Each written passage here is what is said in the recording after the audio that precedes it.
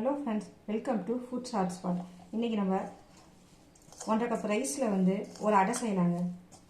நான் மத்தியானம் வச்ச சாதம் மீதியாக இருந்தது.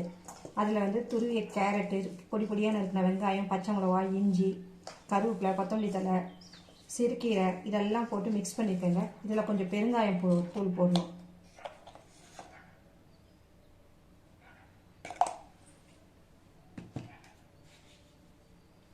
தூளுப்பு,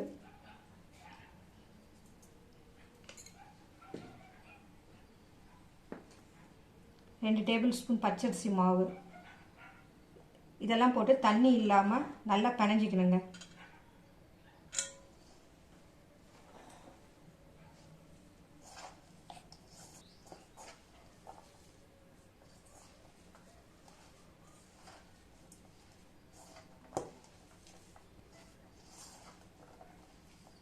பாருங்க, தண்ணியே இல்லாத இந்த மாதிரி பிணைஞ்சிக்கணுங்க.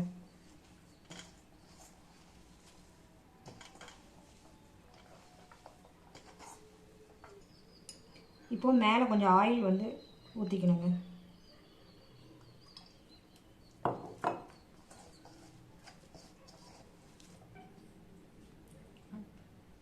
இப்போ வாழை இலையில கொஞ்சம் எண்ணெய் ஊற்றிக்குங்க. நம்ம பிணைஞ்சி வச்சுருக்கிற அடமாவை எடுத்து இதில் தட்டுங்க. நான் தோசைக்கல் அடுப்பில் வச்சுருக்க ஹீட் பண்ணியிருக்கேங்க. இதில் தட்டி அதில் எடுத்து வைக்கணும்.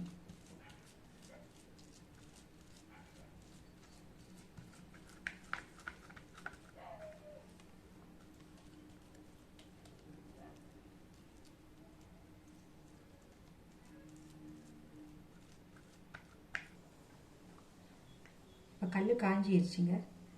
லைட்டாக எண்ணெய் ஊற்றி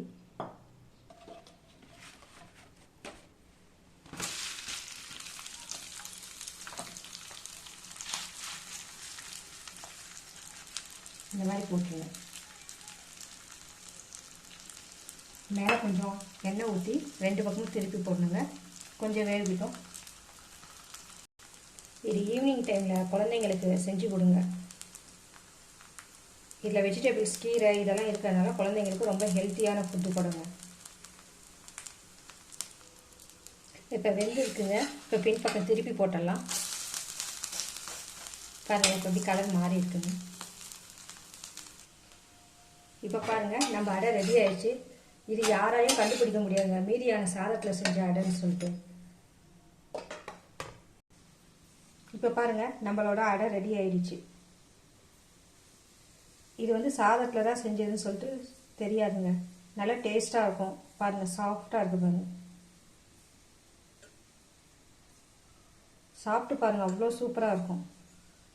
தேங்க்யூ ஃப்ரெண்ட்ஸ். பிடிச்சிருந்தா லைக் பண்ணுங்கள், ஷேர் பண்ணுங்கள்.